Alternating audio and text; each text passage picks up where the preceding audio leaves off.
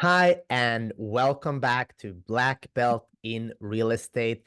This is the show for you that is interested in buying, selling, and investing in real estate, locally here in Los Angeles, but most of the advice that we give apply to the whole country and the world.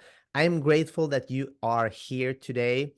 I've been helped by so many people in my life in order to become a world karate medalist and excel in many different areas. And I just love helping people. And helping people in real estate is awesome because if you do it right, you will gain tons of equity.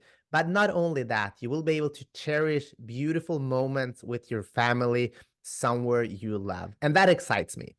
So today I brought on, a friend. He's been on before. I really love him. I love his content, what he's doing in the mortgage industry, but also as a human being. Former two-time World Taekwondo Champion, but also a champion in the world of helping others. And I'm grateful to have Arjun Dhingra here at the Black Belt in Real Estate podcast today. So welcome, Arjun.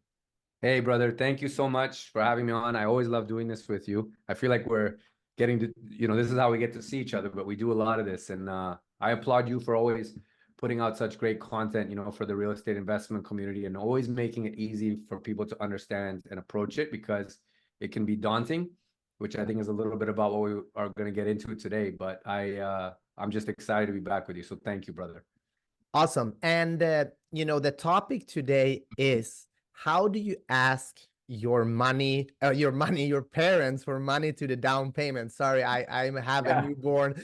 Arjun has two. So if we say something that doesn't make sense, please understand that we are sleep deprived, but we are working and we really love to help. So how do you ask your parents for money for the down payment? A recent study that came out by Credit Karma and Intuit said that 38% of Gen Zs get financial help with the down payment from their parents. So, I mean, it's hard to buy a house, especially in California. A lot of people are making good money and can afford the payments, but it's that first, 10, 20% that could be hard to save up to. So my question to you, and this is inspired by your beautiful Instagram post. So check out Arjun Dhingra at Instagram to see what he talked about this topic with his daughter. But how do you do it? Like how do you talk about money with your family and get moving forward? So it really varies family to family because money is one of these things that has such different application in every family. There's a lot of trauma around it for some people it's not something that was ever really discussed. For others it's very open. Everyone's relationship with money, which is a big part of how you and I connected originally, Peter, when we first talked. It was about financial literacy and that nothing that gets taught in school, because nobody's taught anything in school about money, about budgeting, about credit, about leverage. We just learn things so linear in a textbook format. And then the investment stuff is either left to be taught to you by yourself, which at least now we have YouTube and resources like this podcast, or you learn it from your parents, but that's assuming that your parents themselves had proper education around money and they're able to pass something on to you, which unfortunately is not the case. Or you kind of just learn it on the fly, like from your job and like learning and talking with people and the people that you associate with on a day-to-day basis. So when it comes to buying a house, there's already so much confusion and myths around what you need and don't need. To your point, the majority of young people now, Gen Zers and a lot of millennials that are on maybe onto their second or third job, but Gen Zers who maybe are just breaking in and getting their first job, they're very fortunate because they're landing really good paying jobs right out of the gates. So exactly as you said, they can afford the monthly payment. They're making good money, and then right away they start asking themselves, or maybe their parents or someone says, like, you're paying $3,000 a month in rent or $4,000 a month in rent and you can afford it. You should buy a place and be putting that money towards yourself, pay down your own mortgage instead of paying someone else's. So they say, okay, great. But they just got this job, right? And they've come out of school with maybe some student debt or whatever it might be. Maybe President Biden didn't forgive their loans. He missed them. So coming up with the down payment is always the challenging thing. Most people falsely just assume, well, I'm just going to have to save and I'll continue renting and save up. But the hack and the shortcut to it is, like I always say, beg, borrow, or steal the down payment. Not literally steal, but do what you have to do to put it together and find a way to just get in. And it doesn't always have to be a large down payment. Most people, and you stated the number exactly, it's just under 40%, will get some kind of financial assistance from their parents. So the approach with your parents, and I think you might find, again, it varies family to family, right? If you grew up in a household where money was talked about and your parents are always trying to push you to try and make smarter money decisions, teach you the mistakes they made and whatnot, I think the approach is going to be a lot easier because your parents are a lot more inclined to help you out with something like this that is towards your future, right? And is really helping you build, a proper nest egg and put money towards something productive, as opposed to like asking your parents for money because you want to backpack through Europe for 5 months and find yourself, or something like that in the way of an experience. Although So that's a good investment too. it can be, yes, it absolutely can be. I mean, like the introspection is very important, but if given the choice, I think there's some parents that would rather the money go into something right now where there's some like immediate value. So the Something approach, tangible. exactly, the approach might be easier than you think. So I think for one, don't be afraid to at least just have the conversation, because worst case, they say, no, or they can't. And again, every family is different. If your parents own property, they might have a property that they may be able to leverage. There's equity in there that they would gladly give you, or they've got money that's been set aside to help or help get you on your way. If you are in a situation or maybe a family system where money is not really talked about and it's not an option, then saving or perhaps talking to a different family member, like extended, maybe it's an uncle, maybe it's an aunt. You don't have to take no for an answer. So the point I'm trying to make is that it may or may not just stop with your parents. You may be able to go beyond that. You might be able to go to a sibling that's doing well. Like, people are more willing to help you than you will sometimes think they are. We sometimes get insecure and think, oh, no one will want to help, or you think there's some shame around asking for help. There isn't.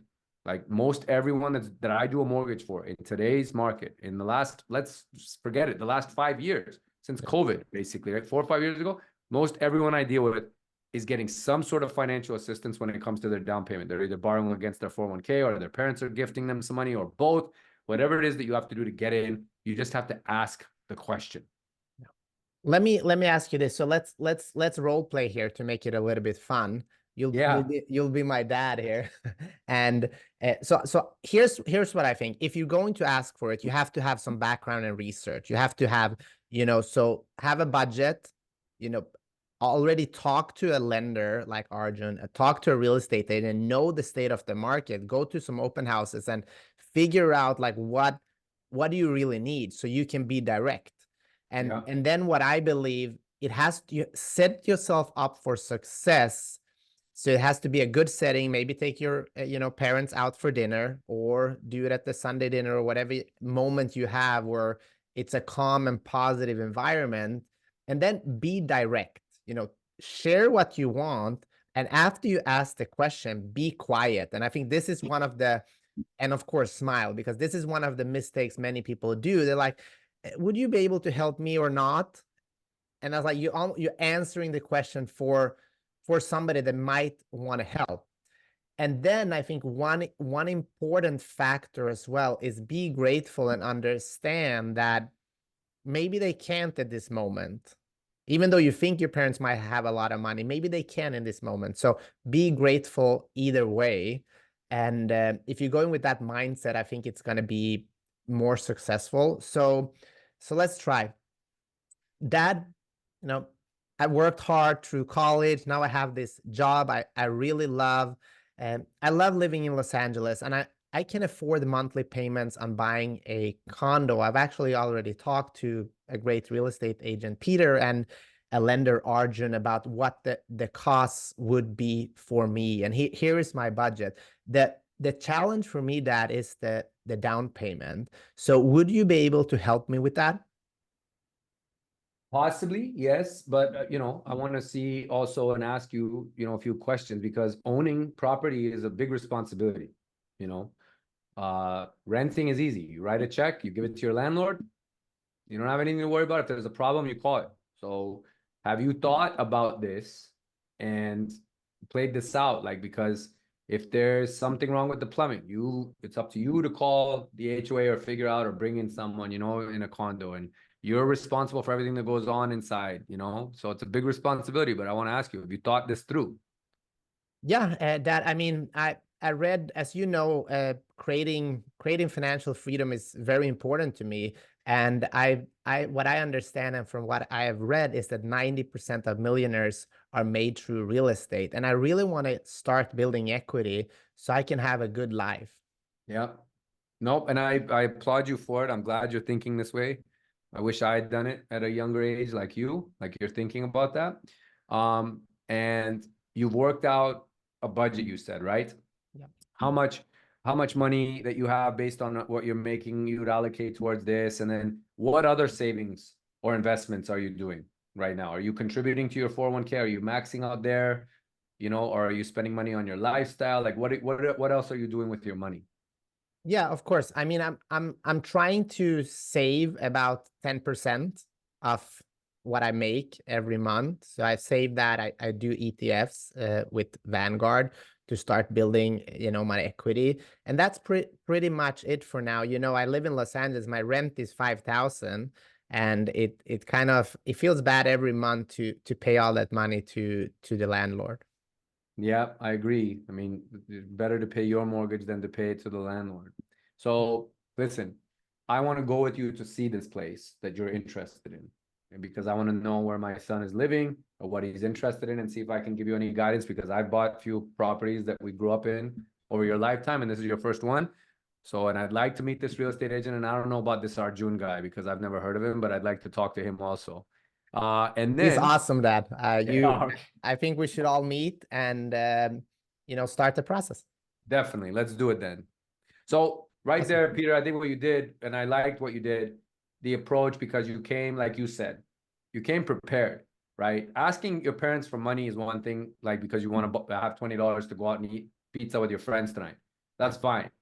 That's like a quick discretionary item. Something like this, where you're talking about potentially tens of thousands of dollars to Yeah. go towards a major investment, and the parents may or may not have it. Like you need to come really prepared. The more prepared you are, the more willing your parents will be to help you, even if they're not immediately in position to help you. They could be in position to help you.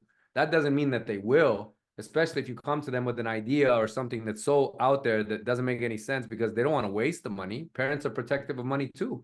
They have to be, right?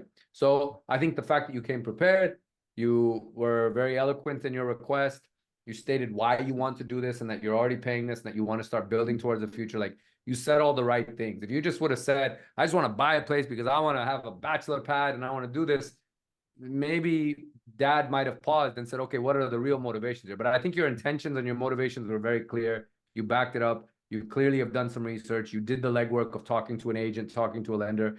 So that shows me as a dad, you've taken a lot of initiative, right? You're not just, you thought this through a little bit. It wasn't just a crazy idea you woke up with today and now you're asking me at dinner, you know, when you came over about this. So I think that's something to take away from that for everybody. Awesome.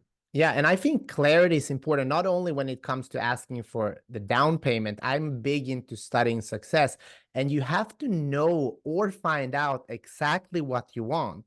Because otherwise, in life, if you don't know what you want, there's a lot of other people that know what they want that are going to go for it, and then you'll have the leftovers. But if you do know what you want, if you're willing to do the research, and if you are willing to believe in it and work for it, it can and it will happen, which is the beauty of life. Before we end this show, uh, what are there any options, products for somebody that's like, yeah, this topic is great, but my parents, they are not in a position to do this, but I really want to change the trajectory of my life. So just like 1-2 minutes, and then they can connect with you offline if they want to talk more. But are there any products that works specifically in California for something like this? Well, there's a few things, you know, if you were looking to get into real estate directly, then, you know, there's low down payment option loans, like an FHA loan with 3.5%, you know, if you can come up with that. There's also rural loan products, USDA loans, which is 100% financing, but the property has to be zoned in a USDA actual housing zone. So there's a special map for this and you can look it up. It's easy to access online. you might find that sometimes there's, and I'm not talking about like in the sticks, hours away from work. You might find that something is actually zoned agriculturally or, or rural, and it's actually only 30 minutes outside a city, and it's a quick commute, but you could do 100% financing. There is always a way. It just may not be the initial ideal thing. The other thing that I think people don't talk about, and it's funny, I just recorded some content on this. There are other ways to get into real estate. If you want to buy a place, but you don't want the responsibilities of ownership, or you want to invest in real estate, but you don't want to be a landlord or be busy dealing with tenants, or you want to get into multifamily, but you don't have the means of, finding the property and then being able to manage it and owning apartments. There are ways to get in, either through certain funds, REITs, or syndications, where you're looking at short-term holds. Sometimes it's a year, sometimes it's 3 years, sometimes it's 5 years, where you could take some money, invest, the money grows, and there's low risk and very, very good returns in some cases that outpace, most of the market indexes or anywhere else you could save the money, or a CD, and you could grow and eventually build your way up. And it's a good diversification, right? So this is something I've been doing with some younger people who've got a little bit of money set aside, but they don't want the responsibilities of home ownership yet. They recognize that real estate is the way, but they don't want to do it. So this is like, there are other ways to think outside the box. So that's where I would start if somebody was contemplating this. Awesome. Thank you. And just if you're listening and watching this, just know both me and Arjun are very much approachable. We're doing this as a favor and just giving out as much content as possible. But in reality, your situation might be specific. So if you want to connect with me offline, I'm happy to talk to you. What is the best way to connect with you, Arjun? Definitely off Instagram at Arjun Mortgage, ARJUN, and then the word mortgage, all spelled out, no spaces, nothing, all together. That's the best way. Awesome. Thank you so much for listening to Black Belt in Real Estate. If you enjoy this show, please share it with somebody else. Subscribe. We are creating more and more of these shows just to help you answer the questions you might have, and you don't know who to answer. If you Google it, you can come to a blog post that might be 3 years old. This is fresh. This is something that is right here, right now. Thank you so much, and I'll see you next time.